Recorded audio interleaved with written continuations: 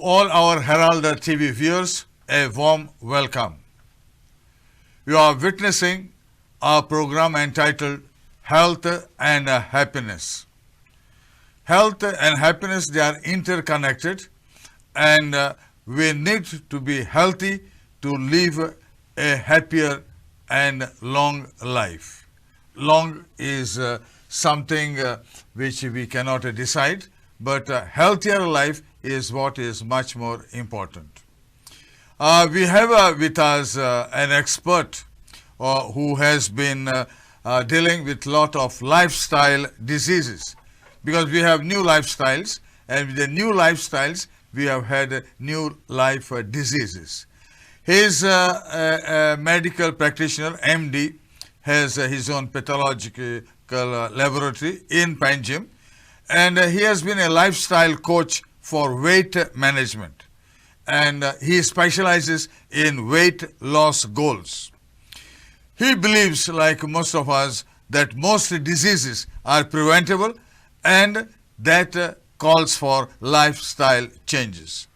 He is also a health fitness enthusiast. If you look at him, his own physique tells you that he is very much keen to have fitness, and fitness is part of his health goals. Welcome, Dr. Rohan Fonseca. Thank you.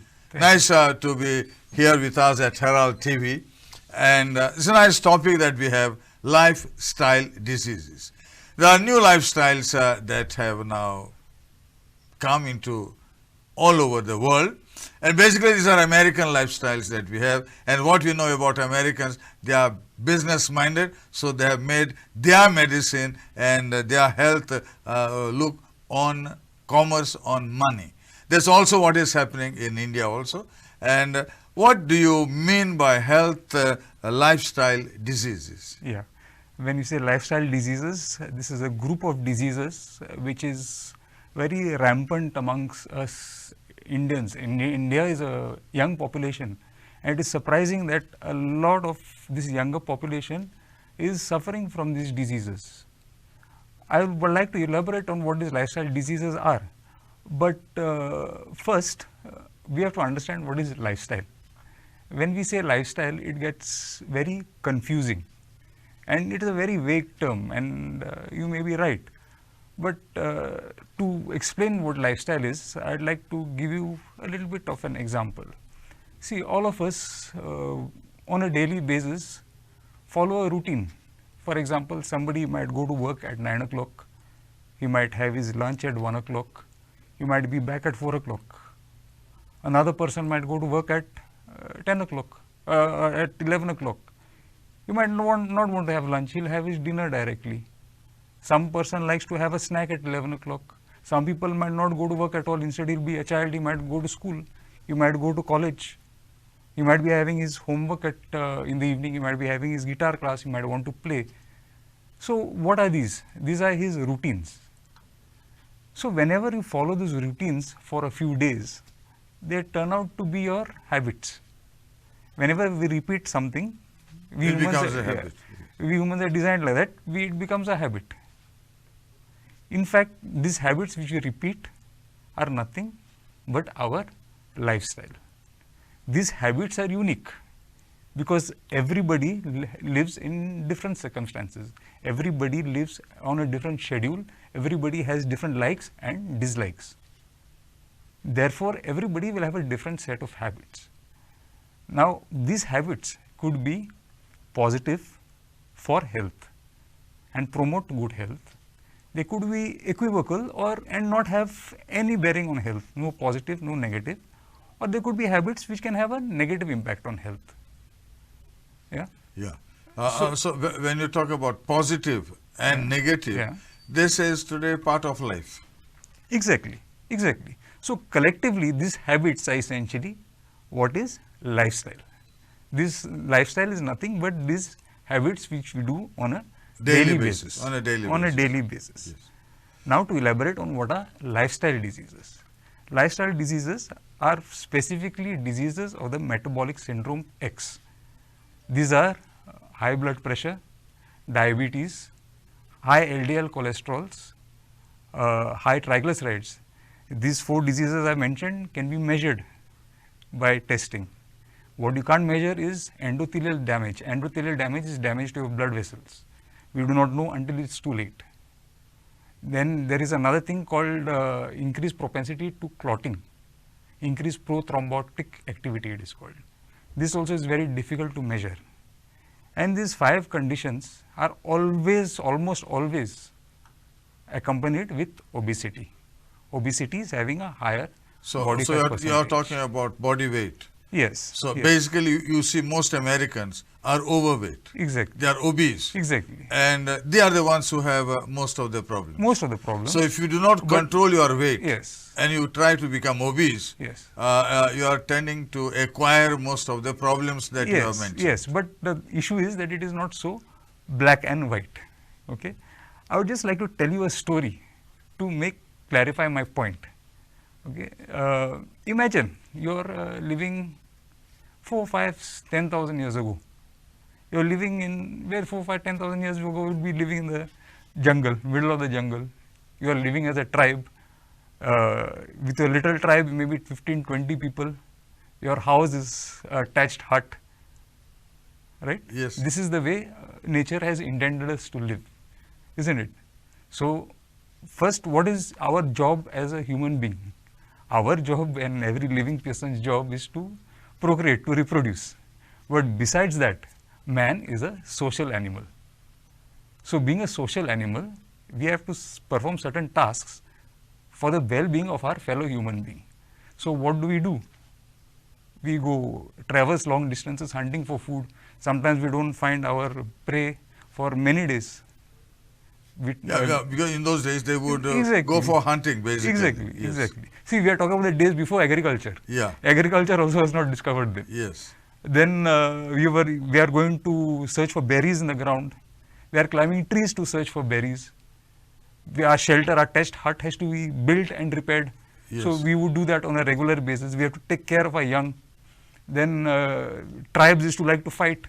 So you have to be strong enough to fight with your neighboring tribe. Then probably you had to defend your tribe from animals. Possibly run away from the animals also. Yes. Yes. Right? So by describing this, you understand that nature has intended us to contribute to each other through some physical activity. All these activities are physical. Now tell me, which other animal do you know which also has a social structure? Let's say bees. Bees have a social structure. Right? What is the job of the male bee? The job of the male bee is to impregnate the queen bee. Yes. Moment it impregnates the queen bee, it dies. His job is done. If the worker bee cannot work, it dies. You will be surprised to know that even deers have got a social structure. Their job is to form big herds and move together so that predators don't feel like attacking them. What happens when the deer injures its leg? It falls behind, it dies. Yes. What happens to a lion when its tooth is broken? It cannot hunt, it dies. So you're seeing the trend here. Nature has intended you to contribute to each other's well-being by certain physical activities. So the physical activity becomes a must. Right, right. So then let me continue. Let's see about today's world. Yes. Let's see about today's world to clarify this. We are sitting here. Are we contributing to each other's well-being? Definitely, you are doing a wonderful job contributing to society by raising the importance of health through this program. I'm sitting here giving my knowledge to you, right? But we are contributing to society mentally. When we want to build our house, we call the contractor. We don't have to hunt for our food. We can just go to the supermarket. In fact, we can even order in from the supermarket today. Or even you go to food apps, you just order in. You can sit on this chair and do it. Banking, we do banking through a phone. We don't need to go to the bank anymore. No. Even a doctor, we have got telemedicine services today. Yes. Right? So essentially, I don't need to move from this chair for anything. Yes. I can sit on this chair for the rest that's of my the present life. Only I need to go maybe get up to go to the toilet. Yes, if I may. yes. I think you give humans another few years, we'll figure that out also. Yes. So essentially, the trend is that we are contributing mentally and we do not have any physical work when nature expects you to contribute to fellow human beings by doing physical work. So all these diseases we mentioned of the metabolic syndrome are ways of nature to get rid of you. Your excess baggage, right? Yes. Nature, end of the day, has limited resources. Why would it want to waste its resources? Let me twist the story another way. Again, you are there living in your with your tribe in the village 5,000 years ago. You have decided to over-consume food. Food was the biggest resource they had. It was a very scarce resource at that time. So you are taking a scarce resource from nature. It would mean that another 2 or 3 people might die of hunger. Yeah, starving. Yes, it was a reality at that time. So wouldn't it make sense for nature to get rid of one person and then so that another 2-3 people survive? It would make sense, isn't it? Yeah. See, it's a little bit philosophical point of view, but then it is exactly what, because things in the world are simple and we try to overcomplicate Make it complicated. We try to unnecessary. overcomplicate Yes. it. It is quite simple. Yes. But in those days also, the tribes would kill one another Exactly. for their own survival. Exactly. Yeah. Exactly. And I had been to Fiji, and in Fiji, there was one person who would kill human beings by themselves and eat them, and that is how he survived all these years. And they have got a very big statue there of this fellow who would eat meat from the human beings. Okay. Okay. You have a tribe now in Andaman and Nicobar Islands, for example, absolutely healthy, and they have got no problems. But we who live in cities today, True. I think we have most of the problems that we encounter. True. Can I tell you a little bit on how we can actually solve the problem? Yes. I have told you how we used to live previously and how to, and today we are talking about health. Okay, so what we have to inculcate certain habits, means change our lifestyle to have a positive impact, positive habits towards our health. See, these positive habits are not uniform to everybody, because again, everybody has their likes and dislikes. They change from person to person, but they always have to have some positive action towards your health. Now, when we talking about health, again, health has got a definite meaning. Health is your state of physical, mental, spiritual and social well-being. Yeah, these are the various Yes. components Yes. of health. Yes, I am a doctor, so I can only concentrate on physical health and a little bit on mental health. Yes. The other things I am not very well versed in. Yeah, so I say it very simply. Nature has intended you to contribute to your fellow human being, meaning nature wants you to be useful to the community through certain physical means. We have evolved mentally. Yes. We are doing it today and helping the fellow human beings through our mental deeds. But nature has intended us to do it physically, right? So now how do we sort of mimic what nature would want us to do? It is simple. It is by being fit. Again, a vague term. What is fitness? Fitness is your current state of body composition, muscular strength, your cardiovascular strength and flexibility. It has got just these 4 components. These components are Yes. vital. Yes, it is just these components. Again, simple, and we have to be working on these 4 components to enjoy optimum health. To enjoy optimal health, these are things which are in our hands. We know that disease has got a genetic component. For example, again, let me say that a lot of people will say that diabetes, for example, which is a part of the disease of the metabolic syndrome, has got a genetic component, and you would be right. It has got a genetic component. There are a few bunch of genes which predispose a person to diabetes. Yes. But then they are genetic anomalies. That is not the norm. Today in India, we have 150 million diabetic or pre-diabetic people. That's a huge chunk of population. This is not an anomaly. This is not an anomaly. So there is something else going on.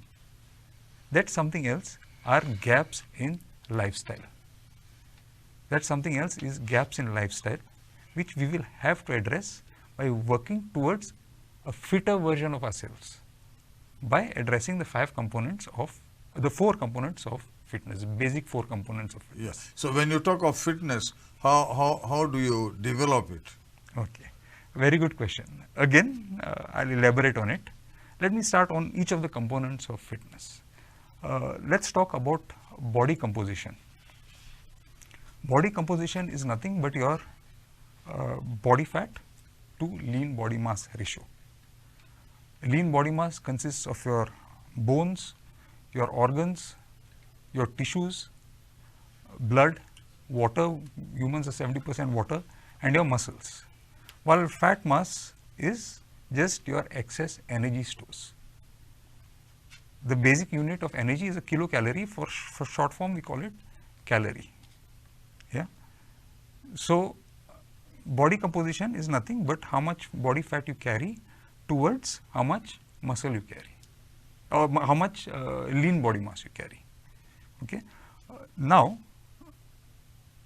before we go and make enemies with body fat, we have to understand that for human survival, body fat is a necessity. It is not optional. Because it's a reserve of your energy. Not only that, Yeah. body fat itself is an organ. We hear of people losing saying, I want to lose body fat, or I want to get rid of my body fat. You will never hear somebody saying, I want to get rid of my thyroid. Yeah. But just like a thyroid, body fat is also an organ. It secretes around 7 or 8 hormones. It's actually almost like a gland. It secretes about 7 to 8 hormones. Besides that, it helps in thermoregulation. It helps in us maintaining our body temperature. It helps in protecting our organs from trauma. Yes. So it has got some very important functions, and we cannot survive without body fat. I'll elaborate a little bit more. There are essentially 3 types of body fat. One is essential body fat. As the word suggests, it is essential, and human life is not possible without essential body fat. It's a very small amount of body fat. This is the body fat which surrounds our nervous tissue, our brain and our nerves. It is essential, and therefore human life is not possible without essential body fat. Second type of body fat is visceral body fat. This is the thick dense fat which is surrounding our organs. This is the kind of fat which is responsible for most of our diseases of metabolic syndrome. Especially if you have the region of the abdomen. Exactly.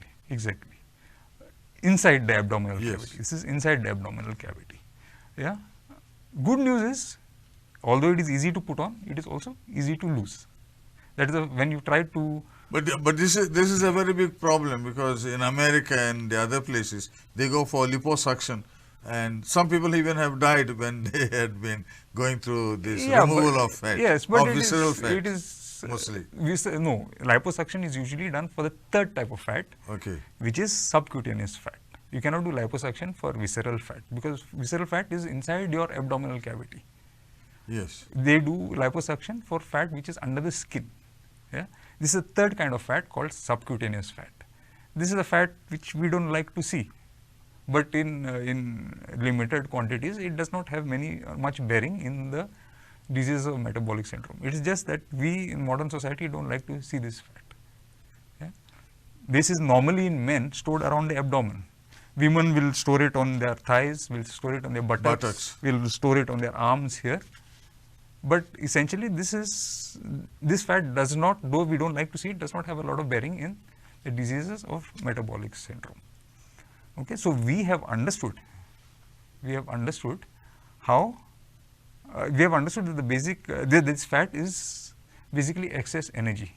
We have understood that the only way we can gain excess body fat is through eating, hand to mouth. We are not plants, we cannot get it from the sun. The only way we can get it is through our food. Yeah. Then we have to understand how we gain weight. When we ingest more than we expend, we lose body weight. Sorry, when we ingest more than we expend, we gain body weight. You'll gain more. When we ingest equal to what we expend, we will maintain our body weight. There will be a balance. Yes. And when we expend more than we ingest, we will lose body weight. It is as simple as that. Okay. Also understand, when we are saying body weight, we are not against, we are measuring our body mass. Again, I will say we are not against body fat per se. You can also gain weight by increasing muscle. But increasing muscle is a very difficult proposition, because you have to train hard and have to work hard to gain muscle, which grows in limited quantities. Body cannot put unending amount of muscle, right? But to gain fat is very easy. It just takes a few hours, and it is quite pleasurable. Us humans have got this ability to actually enjoy the process of eating food. If you people who have cats and dogs at home might have realized they also get hungry, but you can give them the same food every day at that same time. They have no problem. In fact, you give them variety, they might get angry with you. Yeah? Humans like to eat different kinds of things, so putting on body fat is quite enjoyable for humans. Yeah, because basically it enhances your taste also. Exactly. And we are geared also for the famine which we will never see, or for the days where we will never find prey in the jungle. Yeah, we are geared up for those days, but today food is available in abundance. Food is available in abundance. The problems of lifestyle diseases are essentially the problems that today we have abundance of everything.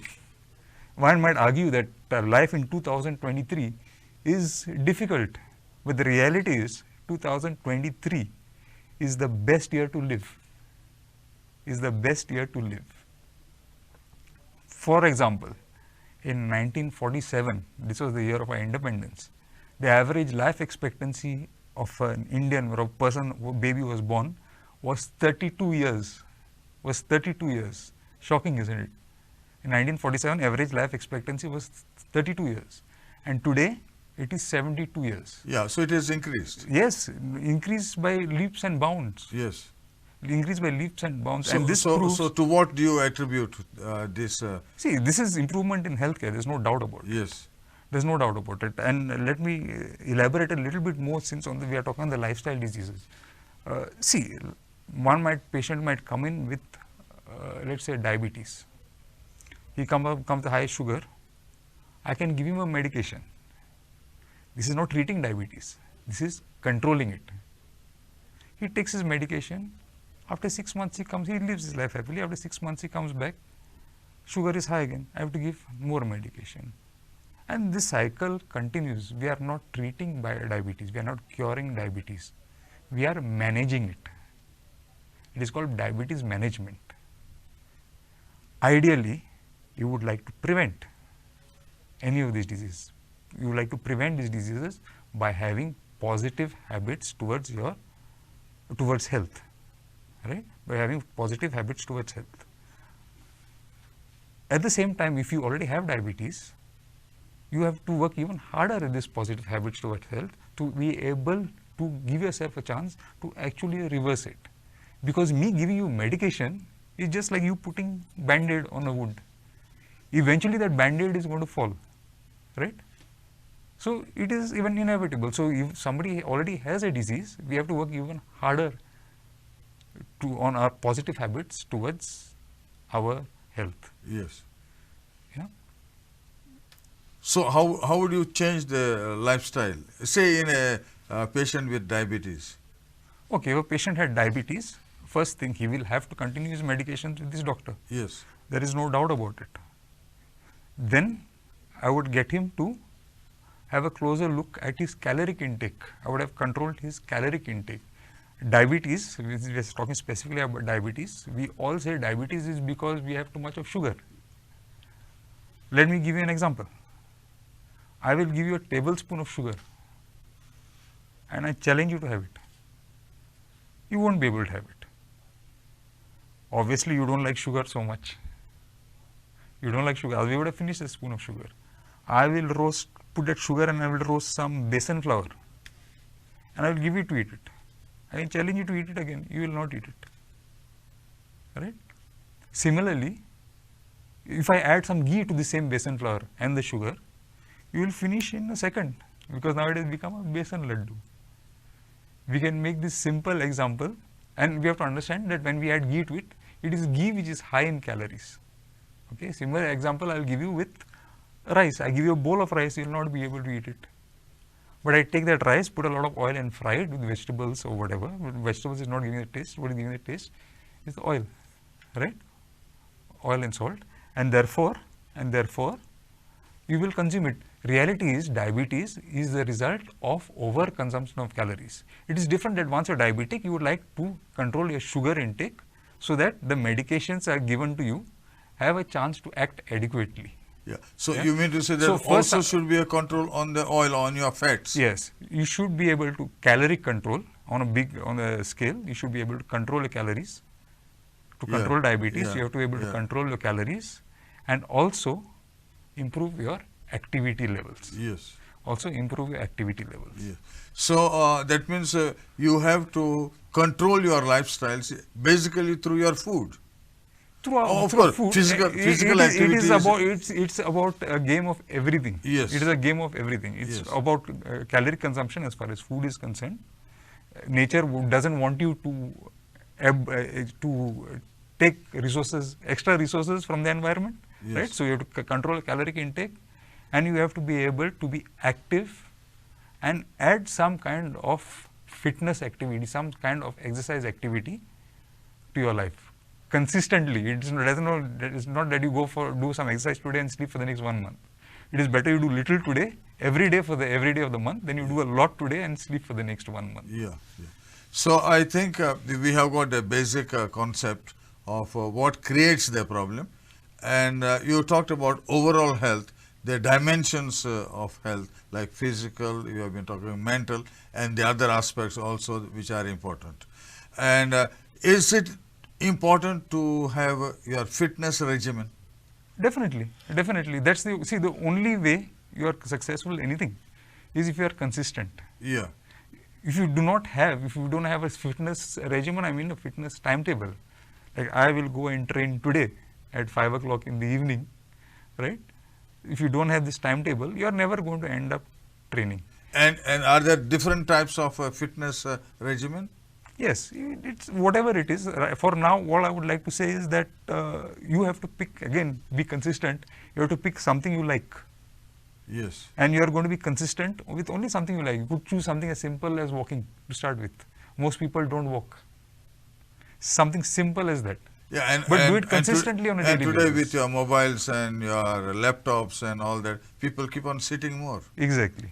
So is this also contributing? It does. Definitely it does. Definitely it does. We are not conscious of how much work we are doing.